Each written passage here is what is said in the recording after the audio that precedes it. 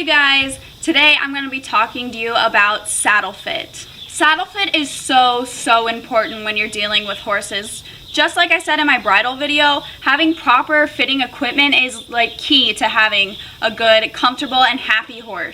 If you're a beginner, you probably haven't dealt with saddle fit that much, and if you're like me, my horses are at my house, so I don't have like other boarders to ask about saddle fit. I don't have a trainer to ask. So when I was learning about saddle fit, I went to YouTube. There is an amazing video on saddle fit on YouTube that I will link in the description below for you guys to watch. But yeah, let's get started. These are going to be just some basic tips for you about, general saddle fit. We're not going to go too in deep. This is just going to be basic Western saddle fit for most Western saddles. Alright guys, so you're going to want to do this with a saddle pad and without one. I'm going to start without one, and then I will show you later. Alright, so the first thing I want to show you guys on this saddle is what I feel one of the most important things about saddle fit, and that is right here in this area, in the withers. So as you can see, this saddle in no way touches the top of her spine right here. Her withers are completely cleared by the pommel. This right here is the pommel or the fork, whatever you call it, and you should be able to get some fingers in here. This should never come down and touch her withers whatsoever, because if this is touching her withers, or if it's really close to touching her withers, once you put your weight in the saddle, this is going to push down, which can touch her withers. So this is going to create a huge pressure point right here on this bone. Alright you guys, so we have to remember that we're going to be putting a saddle pad on the horse when we're riding them. So this isn't going to be perfect, but some of the things you should look for. So when you put your saddle on your horse, the first thing I always do is stick my hand right under here, and I run my hand right through here. Now obviously, since we don't have a pad on, it's going to be a little bit tighter up in here. And since it's tight, like right here, right under this pommel, is going to be tight. So even though the saddle is a little tighter up here, when I put the pad on, it's going to be raised about an inch. But you can see right here, while it's just resting on her, this is not squeezing her withers super tight in any way. It's not making her uncomfortable. You can tell she's really relaxed right now.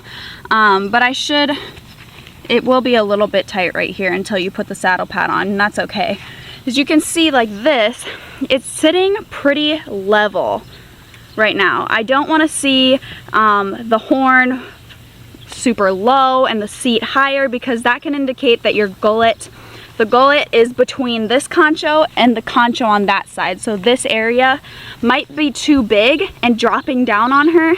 And then if it's like that, then once you put your weight in the saddle, it's going to put all the pressure on her withers and create some pressure points.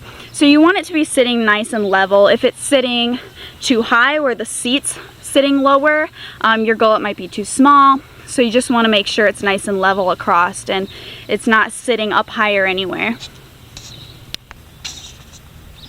Alright, so when you put your saddle pad on, just like without the saddle pad, the first thing I do is run my hands right through here, right under this area, because this is the main area where all the pressure points happen. And plus you're tightening the girth right here, pulling this down, putting your weight in the saddle. Lots of pressure points can happen right here. So I always put my hand in, test it out right here. If there's any spaces that seem really tight and uncomfortable on my hand, it's probably not the most comfortable for her. But you can see I can get my hand nice and flush through here, really easily sliding my hand under there. Should be even pressure all the way across this area.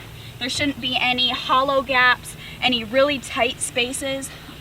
Should just be nice and even pressure. A good thing to keep in mind is right under this area. You stick your hand up here, this area should be touching the horse. It should be touching your hand. If you feel a big hollow gap in here, like a hole, what can happen is called bridging, which means this area is not touching the horse. Or when you take your saddle off, if you notice this area is dry and the rest is sweaty, that can be an indication too of bridging. where this area doesn't touch the horse, but this area and this area touches the horse. So you can create pressure points here or here if nothing's touching right here, if there's no weight distribution right here, if this is just like a hollow gap. All right, so a couple last things. Like I said earlier, this, the pommel is completely clearing her withers. It's in no way touching down on her spine at all. It's sitting nice and level on her still, as you can see. In the back, it's touching the saddle pad, it's touching the horse. It's not sticking up like this at all. It's sitting down. So those are some pretty basic tips on fitting a saddle to your horse. I'm not a professional in any way. These are just some things that I've learned over my years working with horses. If you have a professional near you, totally have them come out and fit your saddle to your horse. If you notice that your horse is acting a certain way in a piece of tack, if they're acting up, being aggressive when you saddle them, you may want to, I'm sorry, there's flies everywhere. As I was saying, you may want to check how that piece of tack is fitting, if it's your saddle, your bridle.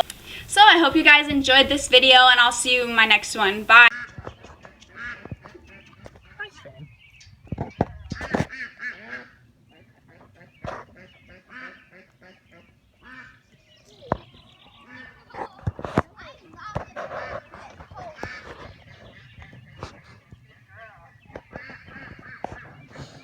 This is so good for her like first after.